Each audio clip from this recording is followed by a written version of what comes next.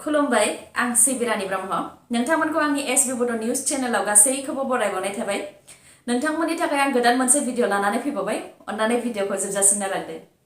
हा सिंनिफ्राय जावखांनानै मोनदों गोबां गोदोनि रुफानि खाउरि एबा कइन। क'क्राझार जिल्लानि अन्थाइबारिनि आबाद फोथाराव माखासे सुबुंफोरा हा जावनायाव बे गोदोनि रुफानि खाउरिखौ मोननो हादों। मख'नो गोनांदि अन्थाइबारि गामिनि बारग' गावबुरा अतुल चन्द्रनाथ बिथांनि आबाद फोथारनिफ्राय थारां दैमायाव दालां लुनायनि थाखाय हानि गोनांथि जानायाव हाखौ जावदोंमोन। बेयावनो गिबियाव उत्तम नाथ मुंनि सासे सुबुङा रुफानि खाउरिखौ नुग्रोदोंमोन आरो बिथाङा गर 20 रुफानि खाउरिखौ बोखांनो हादोंमोन। बेनि उनाव गोबाङानो बे जायगायाव हा जावनानै 300निबो बारा रुफानि खाउरिखौ बोखांनो हादों।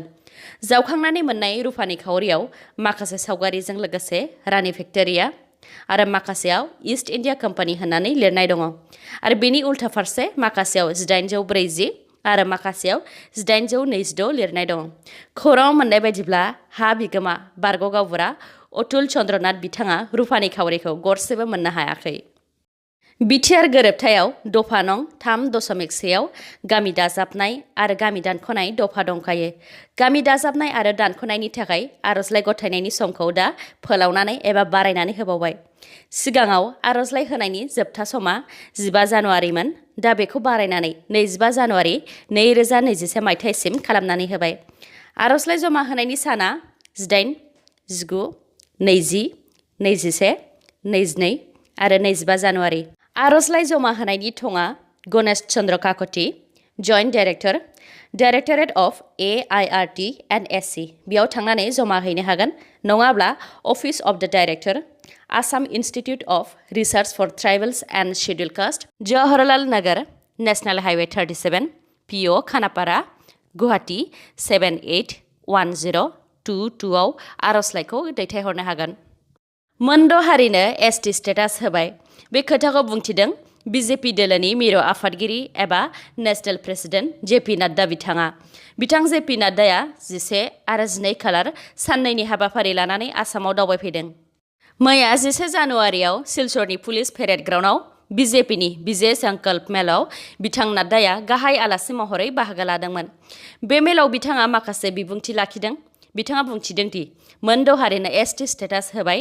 मोनद' हारि जेरै मरान, मटक, टायाहम, कच राजबंशी, चुटिया आरो साहा बागानी एबा आदिबासीफोर।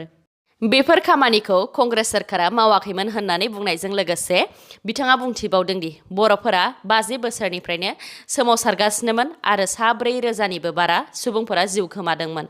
दा BJP सोरखारा आसामनि सिमायाव जेबो सोलायनाय लाबोआलासे NDFफोरखौ हाथियार गारहोनानै बिटिआर गोरोबथानि गेजेरजों गुबै लामायाव लाबोनो हाबाय होननानैबो बुंथिदों। बेराफारसेथिं आसामनि कंग्रेस प्रेसिडेन्ट रिपुन बरा बिथाङा मोनद' हारिनो ST होबाय होननानै फोसावनायनि सायाव बुंथिदों दि मोनद' हारिनो ST होनो थाखाय पार्लियामेन्ट आरो प्रेसिडेन्टनि गनायथि नांगौ आरो बे खामानिया दाबो जायाखै। बेनिखायनो बिथां रिपुन बराया बुंथिदों दि JP नाड्डा बिथाङा बेनि सोमोन्दै खौरां गैया, नङाब्ला बिसायख'थिनि थाखाय मोनद' हारिनो ST होबाय होननानै रायजो राजाफोरखौ थगायदों। पाकिस्ताननि थासारिया दासान्दि गाज्रियाव दङ। गावनि हादराव गोजोन लाबोनो हायै पाकिस्ताननि प्राइम मिनिस्टार इमरान खाना गावनि हादर गोजोन गैयैनि जाहोना भारतनि प्राइम मिनिस्टार नरेन्द्र मदि होननानै अजद दैखांदों। थांनाय 3 जानुवारि 2021 मायथाइयाव पाकिस्ताननि बालुचिस्तान ओनसोलाव खैला जावग्रा सा 11 मावथिफोरखौ सिनाय मोनै उदखारिफोरा लांखारनानै बुथारहैदोंमोन। बुथारखांनायनि उनाव पाकिस्ताननिनो इस्लामिक स्टेट IS उदखारि हान्जाफोरा बे खामानिखौ मावदों होननानै सिमान लादोंमोन आरो बुथारनायफोरनि फट' एबा सावगारिखौबो गोसारहोदोंमोन। मख'नो गोनांदि बुथारजानाय सुबुंफोरा हाजारा शिया माइनरिटि कमिउनिटिनिमोन। बेबायदि बुथारजाखांनायनि उनाव शिया हाजारा कमिउनिटिया दायनिगिरिनि सायाव गोख्रों राहा लानो थाखाय बुथारजानायनि गोथै देहाखौ लानानै प्राइम मिनिस्टार इमरान खाननिसिम दाबि दैखांदोंमोन। प्राइम मिनिस्टार इमरान खान बिथाङा दायनिगिरिनि हेंथा जेबो राहा लायालासेनो प्राइम मिनिस्टार नरेन्द्र मदि बिथाङा बे खामानियाव आखाइ दङ आरो बे खामानिखौ मावनो थाखाय प्राइम मिनिस्टार मदि बिथाङा सिगांनिफ्रायनो प्लानिं खालामखादोंमोन होननानै अजद दैखांदों। भिडिअखौ जोबजासिम नायलांदो। लोगोसे नोंथाङा दासिमबो आंनि चेनेलखौ साबस्क्राइब खालामाखैबा अन्नानै साबस्क्राइब खालामदो, लोगोसे बेल आइकनखौबो क्लिक खालामदो जाहाथे गोदान भिडिअ लानानै फैयोबा नोंथांनाव सिगांग्रो नटिफिकेसन सौहैयो। गुवाहाटी डिभिजननि हाग्रा बिफान आरो वाइल्ड लाइफ क्राइम कन्ट्रल ब्युर'आ माखासे स्ट्रेट खौरां मोननानै खानापारानिफ्राय चाइनिज पेंगलिनजों लोगोसे सानै मानसिखौ हमनो हादों। हमजानाय सानैनि मुङा बरपेटानि मानव राभा आरो गुवाहाटीनि पल्लभ धार। बिसोर सानैया चाइनिज पेंगलिनखौ गुवाहाटीयाव सासे सुबुंनो फाननो थाखाय गवालपारानिफ्राय लाबोदोंमोन। चाइनिज पेंगलिन जुनारा बुहुमनिफ्राय जोबलांनो हमनाय जुनार, बेखायनो हाग्रा बिफाना बे जुनारखौ रैखा खालामो। नाथाय बे जुनारनि दाबिया गोबां, बेखायनो बे जुनारखौ बुहुमनाङैनो गनायथि गैयालासे फालांगि खालामखुमायो। मख'नो गोनांदि बे जुनारा चाइना आरो खोला सानजा एसियायाव बांसिनै डिमान्ड एबा दाबि दङ, मानोना बेनि बिगुरजों गोबां मुलि बानायनाय जायो आरो बेनि बेदराबो जोबोद गोथाव जानायजों लोगोसे मुलिनि गुन दं होननानै रिपर्टआव मोननाय जादों। मोनसे मिथिहोनाय 2009 मायथाइनिफ्राय 2017 मायथाइसिमनि गेजेराव सिखाव फालांगिरिफोरनिफ्राय मा 6,000 चाइनिज पेंगलिनखौ हमनो हादों। बारावनो गुलि गावनायजों 6 सुबुंफोरा जोखोम जादों। बे जाथाया मैया समबाराव गवालपारायाव जादों।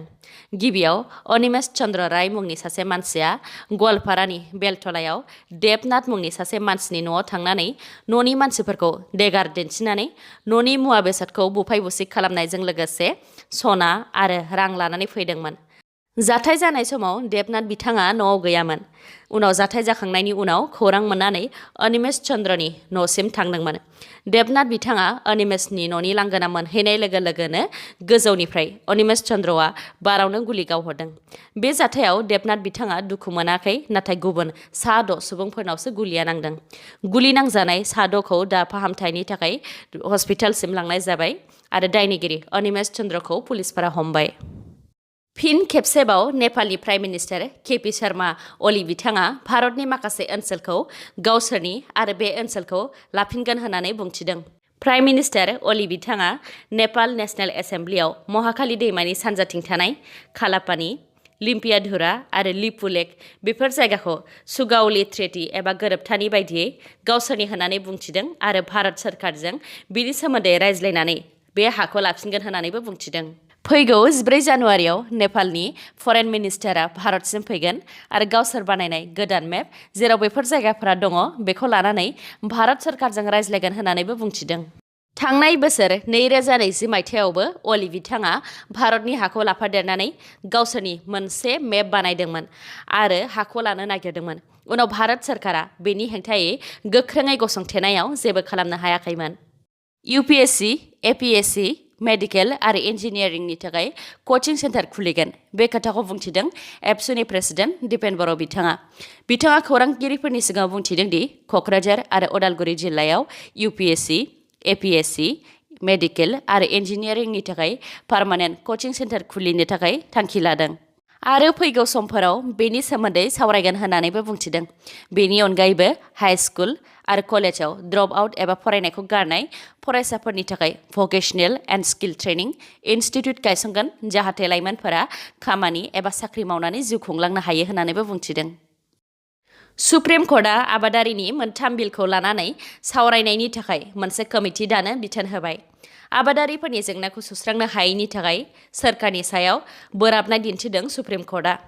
आबादारिफोरनि सोमावसारनाया 47 सान जाबाय, नाथाय सोरखारा दासिमबो बेनि सायाव जेबो राहा लायाखै, जायनि थाखाय बैसो जानाय आरो आइजोफोरा सोमावसारनायाव बाहागो लानानै गोबां खस्थ' मोननो गोनां जादों आरो गोबां आबादारिफोरानो जिउ खोमानो गोनां जादों होननानैबो बुंथिदों। आबादारिफोरजों सोरखारा 8 बार सावरायनायनि उनावबो आबादारिफोरनि जेंना सुस्रांनो हायैनि थाखाय सोरखारखौ सोंखारिदों सुप्रिम कर्टआ। फैगौ समाव गोदानै दागोन कमिटिया जुदि आबादारि बिलआ आबादारिफोरनि खहा लाबोगोन होननानै बुङो, अब्ला बे बिलखौ फोजोबनानै होगोन सुप्रिम कर्टआ। दिनैनि भिडिअआ एसेनोसै। गाबोन आरो गोदान भिडिअजों लोगो मोनफिनबावगोन। नोंथाङा दासिमबो आंनि चेनेलखौ साबस्क्राइब खालामाखैबा अन्नानै साबस्क्राइब खालामदो, लोगोसे लाइक, कमेन्ट आरो शेयार खालामनो दाबाव। गोजोन्थों।